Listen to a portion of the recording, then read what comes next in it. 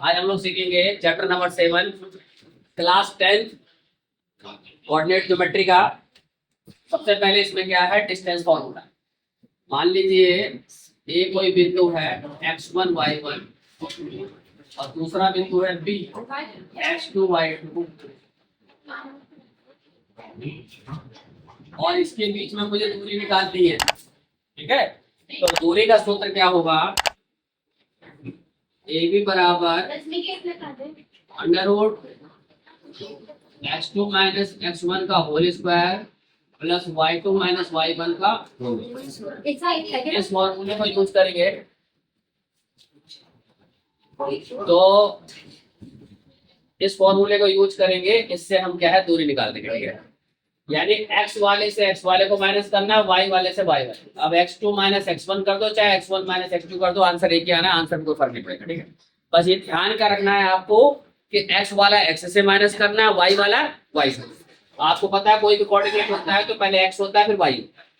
ठीक है, एक सिंपल सा क्वेश्चन देखते हैं। देखो, जैसे a है -2 और -3 और b बिंदु है 4 और -5। मान लीजिए मुझे दोनों के बीच में दूरी निकालनी है, तो क्या करना पड़ेगा, मैंने बताया x वाले से x को माइनस करो, चाहे 4 में से 2 माइनस करो, चाहे -2 में से 4 माइनस करो। ठीक है, करना है x वाले से x का ही है। ठीक है, तो देखो 4 माइनस माइनस, एक माइनस मैंने अपनी तरफ लगाया चूंकि फार्मूले में लगा हुआ है, और ये वाला माइनस है इसलिए इसको ब्रैकेट में रखना पड़ गया मुझे। ठीक है, क्योंकि 2 माइनस हो जाएंगे ना। ठीक है, तो अटपटा लगेगा, इसलिए अलग अलग करने के लिए यहाँ ब्रैकेट छोटा लगाएंगे। अब हम बाहर वाला लगाएंगे, दूसरा ब्रैकेट लगा लेंगे बड़ा होगा। ऐसे ही -5 माइनस अपनी तरफ से फॉर्मूले वाला माइनस और एक माइनस का 3 है, तो फिर यहाँ छोटा ब्रैकेट लगाना पड़ेगा आपको और फिर ये बड़ा ब्रैकेट लगा के इस तरह से लेते हैं। ठीक है, इज दैट क्लियर? कोई डाउट तो नहीं है? अब इसके बाद क्या करेंगे, 4 2 माइनस मिलके प्लस हो गया, और ऐसे ही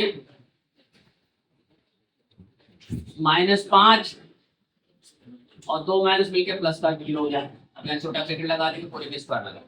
4 और 2 कितना हुआ, 6 का स्क्वायर, ब्रैकेट हटा दो, 5 में 3 गया -2 का स्क्वायर।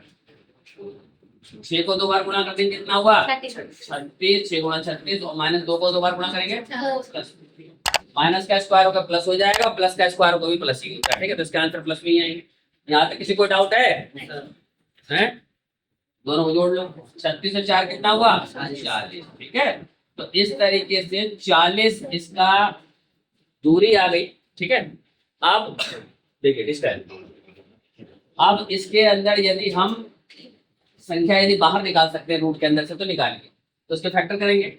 40 के गुणनफल करोगे तो आपको आएगा 2 गुणा में 2 गुणा में 4 20, 2 गुणा में 4 2 8 40। ठीक है, आ गया।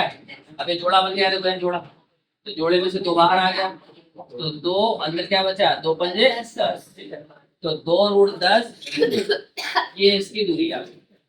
तो इस तरीके से इसकी दूरी यानी डिस्टेंस फॉर्मूला यूज करके हम दूरी निकालेंगे। कोई डाउट?